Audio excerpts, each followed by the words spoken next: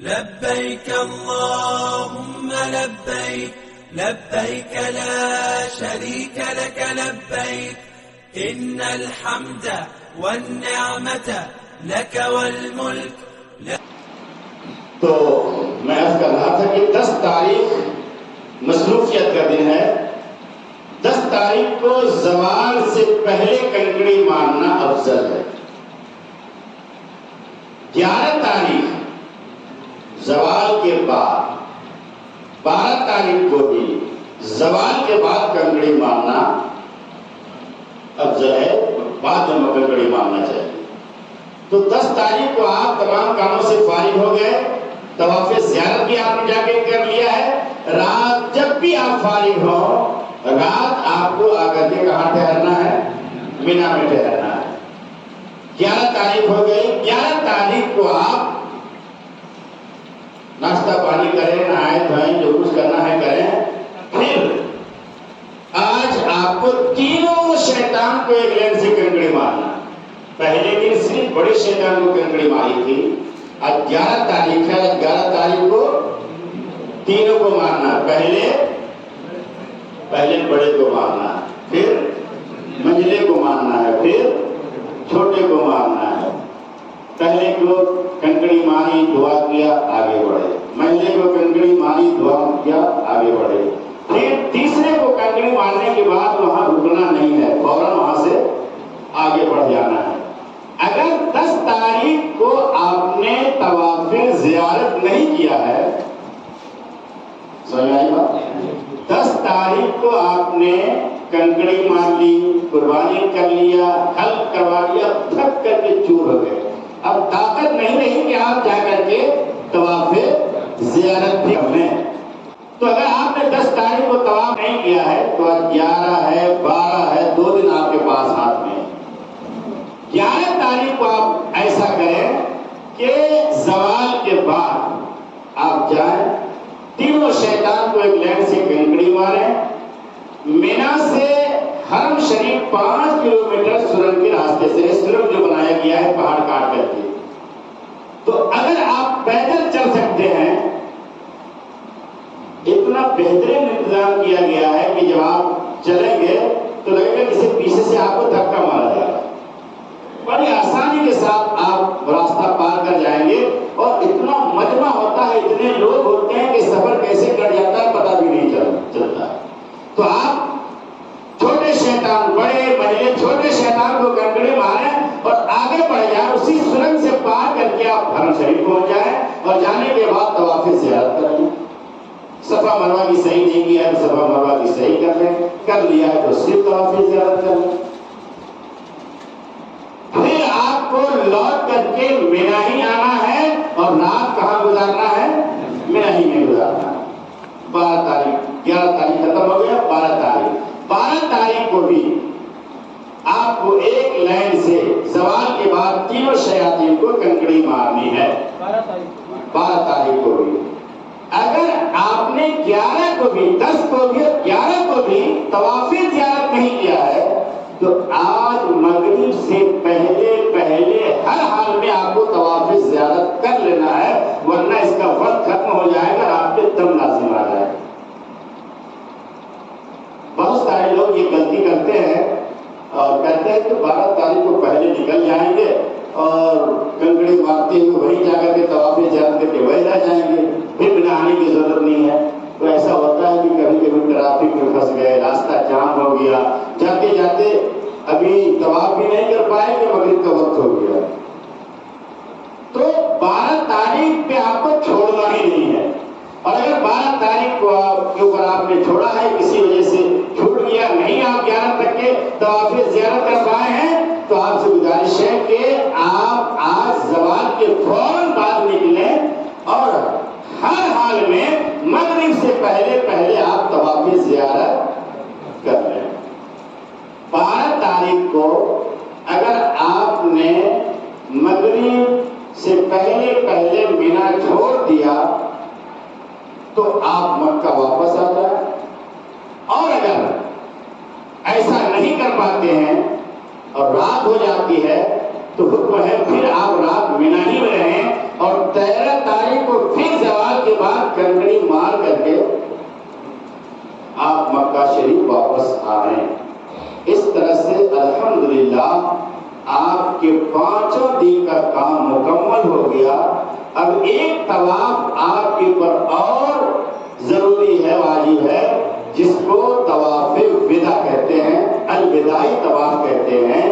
یہ باہر کے رہنے والے، جیسے ہم لوگ جو جاتے ہیں یہاں سے، ہم لوگوں کے اوپر یہ ہے، تو یہ طواف وداع جب آپ کی واپسی کا ٹائم فکس ہو جائے تو آپ ایسا کریں کہ جا کر کے ایک طواف، نفلی طواف جو کہ جس طرح سے آپ کرتے ہیں ویسے طواف کریں، اور اس میں احرام وغیرہ پہننے کی ضرورت نہیں، عام کپڑے میں طواف کریں، اور طواف کر لینے کے بعد آپ روئے گڑگڑائیں، زار و قطار روئیں اللہ کی بارگاہ میں، خوب دل کھول کر کے مانگیں، اور اللہ کی بارگاہ میں دعا کریں کہ اللہ بار بار یہ موقع نصیب عطا فرما، بار بار خانہ کعبہ کی زیارت نصیب عطا فرما، بار بار خانہ کعبہ کا طواف نصیب عطا فرما۔ اپنے دوست احباب، رشتہ دار، ماں باپ، پڑوسی، اپنے ملک، پوری دنیا کے مسلمانوں کے لیے دعا کریں، اور جب واپس لوٹے تو پیچھے چلے، اس طرح سے پیچھے۔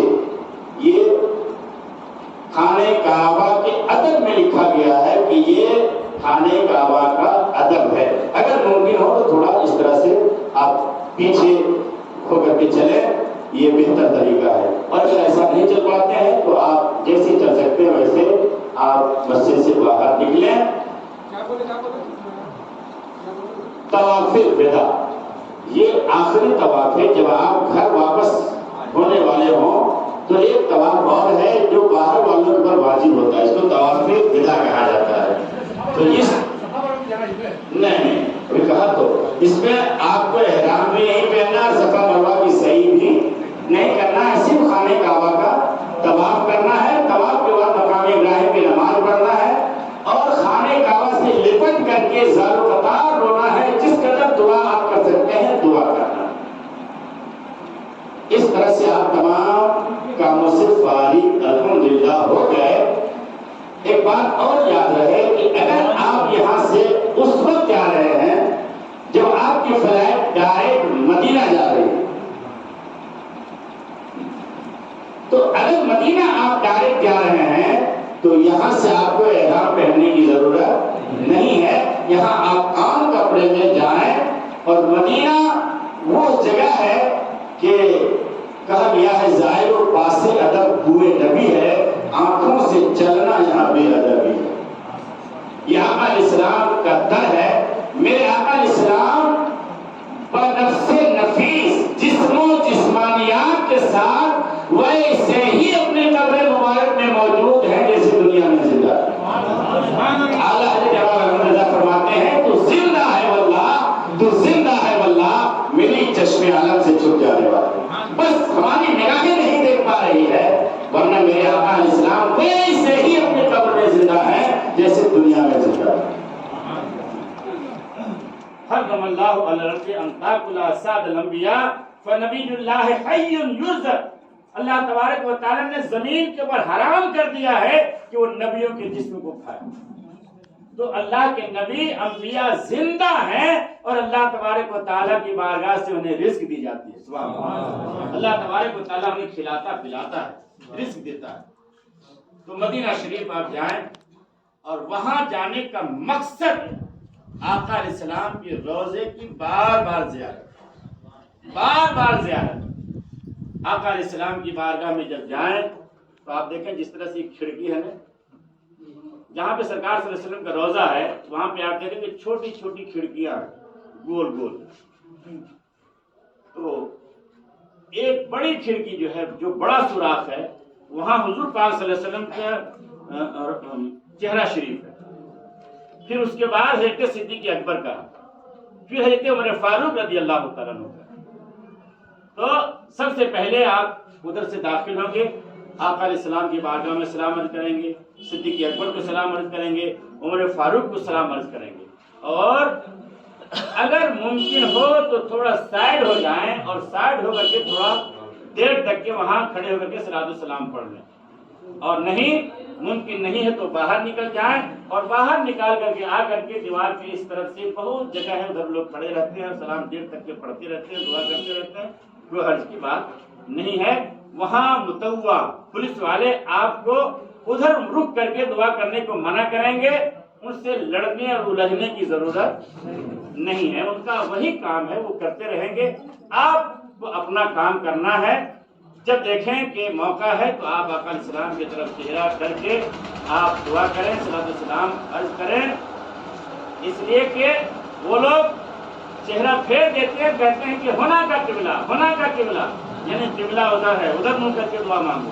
انہیں پتہ نہیں ہے کہ کعبہ ادھر ہے اور کعبے کا کعبہ ادھر ہے۔ حاجیو آؤ شہنشاہ کا روضہ دیکھو، اعلیٰ حضرت فرماتے ہیں کہ حاجیو آؤ شہنشاہ کا روضہ دیکھو، ارے کعبہ تو دیکھ چکے، کعبے کا کعبہ، اس کعبے کو کعبہ بنانے والا میرے رسول، ورنہ ساری دنیا کے مسلمان مسجد اقصی کی طرف منہ کر کے نماز پڑھتے تھے، قبلہ اول مسجد اقصی کی طرف منہ کر کے نماز پڑھتے تھے۔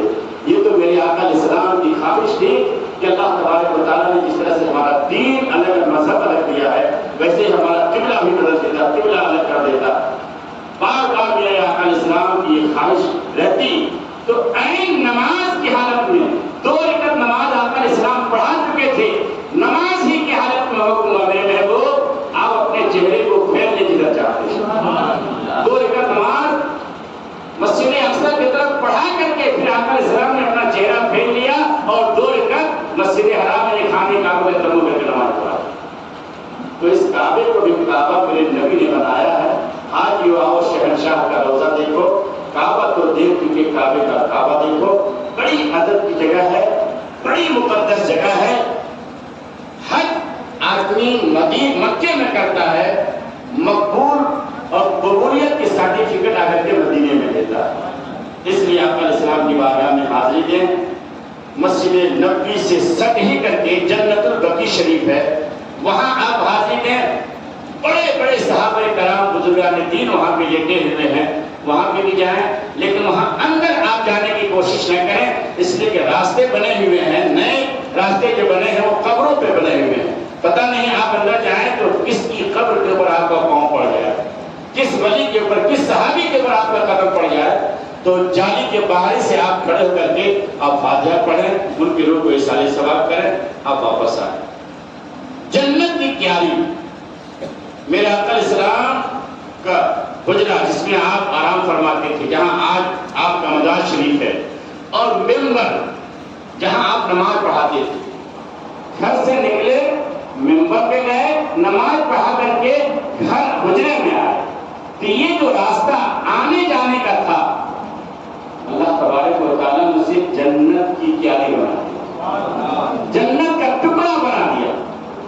آپ سوچیں کہ جس راستے سے آقا نماز کے لیے آئے جائیں گزرے، وہ جگہ جب جنت کا ٹکڑا ہو سکتا ہے تو جہاں خود آقا آرام کر رہے ہیں وہ کون سی جگہ؟ وہ جگہ تو عرش اعظم سے بھی افضل، عرش اعظم سے بھی افضل ہے، عرش اعظم رہ گزر مصطفیٰ ہے، اور جہاں میرے آقا آرام کر رہے ہیں وہ آرام گاہ مصطفیٰ۔ تو ایک دم اس خیال سے، اس یقین کے ساتھ حاضری دیں کہ آقا علیہ السلام ہمیں دیکھ رہے ہیں، آقا علیہ السلام ہماری سن رہے ہیں، ہمارے دل میں جو وسوسے، جو خطرات، جو کیفیت گزر رہی ہے آقا علیہ السلام اس سے بھی واقف ہے۔ اس انداز سے آپ حاضری دیں۔ وہاں زیارت کی جگہیں ہیں، وہاں بھی آپ حاضری کے لیے جائیں اور ان جگہوں پہ آپ حاضری دیں۔ اسی طرح سے مکہ شریف میں بھی زیارت کی جگہیں ہیں، آپ وہاں بھی زیارت کی جگہوں پہ جائیں۔ مدینہ شریف میں مسجد قباء ہے، یہاں نماز جو پڑھتا ہے 2 رکعت نماز پڑھنے والا، آقا علیہ السلام فرماتے ہیں جس نے یہاں 2 رکعت نماز پڑھی اسے 1 عمرہ کا ثواب اللہ تعالیٰ عطا فرماتا ہے۔ کتنا کام ہے عمرہ میں، دیکھیں احرام باندھنا، نیت کرنا، طواف کرنا، صفا مروہ کے صحیح کرنا، سر کا بال منڈوانا۔ صحابہ کرام جو ہجرت کر کے گئے تھے آقا علیہ السلام کے ساتھ مدینہ، تو وہاں کہنے لگے یا رسول اللہ یہاں تو مزہ نہیں آتا، یہاں وہ چیزیں نہیں ملتی جو وہاں تھی۔ آقا نے فرمایا کیا نہیں ملتا ہے؟ کا وہاں ہم طواف کرتے تھے، صفا مروہ کی صحیح کرتے تھے، یہاں وہ چیزیں نہیں ہیں۔ آقا نے فرمایا کہ مسجد قباء میں نماز پڑھو، 2 رکعت نماز یہاں پڑھ لو گے اتنا ہی ثواب ملے گا جتنا طواف کرنے کا ثواب ہے۔ تو 8 دن اگر آپ کو مدینے میں رہنے کو ملتا ہے تو 8 دن فجر کی نماز پڑھیں، پیدل جائیں۔ 5 کلومیٹر سے زیادہ دور کا راستہ نہیں ہے، آپ کا پیدل چلنا بھی ہو جائے گا، اور اس درمیان جو مکروہ وقت ہے وہ بھی وقت ختم ہو جائے گا، اور وہاں جا کر کے آپ 2 رکعت نماز پڑھ لیں گے وضو بنا کر کے، اور آپ کو عمرہ کا الحمدللہ ثواب مل جائے گا۔ 8 دن رہیں گے، 8 دن نماز پڑھ لیں گے تو 8 عمرہ کا ثواب وہاں مل جائے گا۔ عورتیں ساتھ جائیں گے، عورتیں بھی ساتھ بھی جائیں گے، ان کے لیے الگ نماز پڑھنے کا انتظام ہے۔ حرم شریف میں بھی ان کے لیے عورتوں کے لیے الگ نماز پڑھنے کا انتظام ہے، مردوں کے لیے الگ نماز پڑھنے کا انتظام ہے۔ ہرگز کوئی عورت مردوں کے بیچ میں نماز نہ پڑھے۔ ایک مسئلہ اور بتا دیتا ہوں مجھے کہ عصر کی نماز جو وہاں پہ ہوتی ہے، چاہے مکہ شریف ہو یا مدینہ شریف ہو، وہاں اول وقت میں ہوتی ہے نماز۔ یعنی ہمارے امام اعظم ابو حنیفہ کے نزدیک اس وقت عصر کی نماز کا وقت شروع ہی نہیں ہوتا ہے جس وقت وہاں نماز عصر کی ہو جاتی ہے، جماعت ہو جاتی ہے۔ تو یاد رہے کہ آپ کیونکہ پوری زندگی امام اعظم ابو حنیفہ کی تقلید کرتے رہے اور کر رہے ہیں، اور انشاءاللہ قیامت کے دن مرتے دم تک آپ کرتے رہیں گے، تو دوسری جگہ جانے کے بعد مسئلہ بدل نہیں جاتا ہے۔ جب ہمارے ہاں وقت ہی نہیں شروع ہو رہا ہے تو نماز پڑھنے کا کوئی مطلب ہی نہیں ہے۔ تو جب نماز عصر کا ان کی نماز ہو جائے، اور ہمارے امام اعظم ابو حنیفہ کے مسئلے کے مطابق 2 نصف جب ہمارا سایہ ہو جائے تو عصر کا وقت شروع ہوتا ہے، اس وقت آپ عصر کی نماز پڑھیں۔ اس طرح سے الحمدللہ آپ کے سارے ارکان کی ادائیگی ہو جاتی ہے۔ خواتین، طواف زیارت کا جو معاملہ ہے، میں نے ابھی اس سے پہلے بھی کہا کہ اگر طواف زیارت کے وقت اگر ان کا بدن ناپاک ہے، سارے حج کے کام کرے گی، یعنی مینا بھی جائے گی، عرفات بھی جائے گی، مزدلفہ بھی جائے گی، مینا بھی آئیں گی، شیطان کو گردنی بھی ماریں گی، قربانی بھی کریں گی، اور سر کا بال بھی ان کا کٹے گا، سارے کام ان کے ہوں گے، کہیں کسی طرح کی کوئی رکاوٹ نہیں ہے۔ ایک کام طواف زیارت، طواف زیارت کے لیے وہ نہیں جائیں گے۔ اب بہت ساری دوائیں نکل گئی ہے، بہت سارے انجیکشن نکل گئے ہیں، بہت ساری گولیاں، بہت ساری ترکیبیں نکل گئی ہیں کہ ان کے ذریعے ٹائمنگ کو ٹالا جا سکتا ہے، تو وہ سب استعمال ہو سکتا ہے۔ اور دوسری صورت یہ ہے کہ اگر ایسی صورت پیدا ہو ہی جائے کہ ابھی بدن پاک نہیں ہوا ہے اور گھر واپسی کا وقت ہو گیا، بدن پاک نہیں ہوا ہے اور فلائٹ کا وقت ہو گیا، ہمیں واپس گھر لوٹنا ہے، ابھی طواف زیارت نہیں کیا ہے، تب کیا کریں؟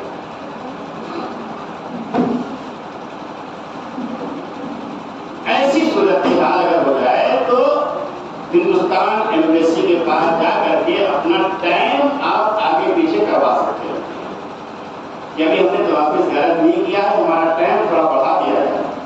اگر یہ صورت بن جاتی ہے تو فبہا تو بہت بہتر، اور نہیں اگر یہ صورت پیدا نہیں ہو پاتی ہے اور ہماری فلائٹ بالکل فکس ہے، ہمیں لوٹنا ہی ہوگا گھر، اب کوئی چارہ نہیں ہے، کوئی راستہ نہیں ہے، تو حکم ہے کہ اسی حالت میں کپڑا رکھ کر کے اور وہ وضو وغیرہ کر کے وہ طواف کر لیں، اور طواف کرنے کے بعد ایک بڑے جانور کی قربانی کروا دیں وہاں پہ۔ تو یہ تھوڑا بہت مشکل کام ہے، تھوڑا مہنگا ہے، لیکن اگر خدا نہ خواستہ ایسی صورتحال پیدا ہوتی ہے تو مسئلہ یہی ہے، اگر ممکن ہو تو ٹائمنگ کو آپ جا کر کے کونسل میں بڑھوا لیں، اور پہلی صورت تو یہی ہے کہ دوائیاں، گولیاں، انجیکشن وغیرہ جو ترکیبیں ہیں وہ استعمال کر لی جائے تاکہ اس میں سہولت پیدا ہو جائے۔ تو یہ سارے مسائل تھے، اگر کسی کو کسی طرح کی کوئی بات پوچھنی ہو، سمجھ میں نہیں آیا ہو تو آپ پوچھ سکتے ہیں تاکہ آپ خلاصہ ہو۔ لبيك اللهم لبيك لبيك لا شريك لك لبيك إن الحمد والنعمة لك والملك لا شريك لك.